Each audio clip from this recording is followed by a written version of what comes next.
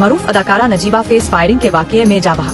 Pakistani drama industry की मरूफ और बावकार अदाकारा नजीबा फेज को कराची में उनके फ्लैट के बाहर नामालूम मोटरसाइकिल सवारों ने फायरिंग करके कत्ल कर दिया। इस अफसोसनाक वाकये ने पूरे मुल्क को गम की कैफियत में मुब्तला कर दिया है।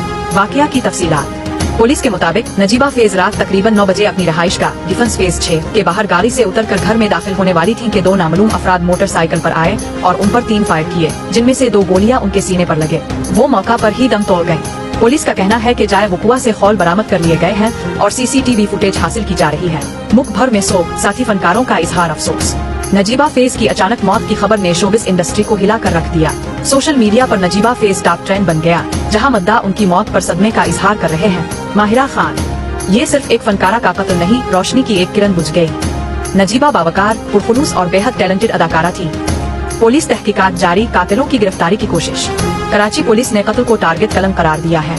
DIG साउथ के मुताबिक ये वाकया आम वारदात नहीं लगती। हमें शुबा है कि नजीबा को किसी जाती दुश्मनी या बाकायदा मंसूबा बंदी के तहत कत्ल किया गया।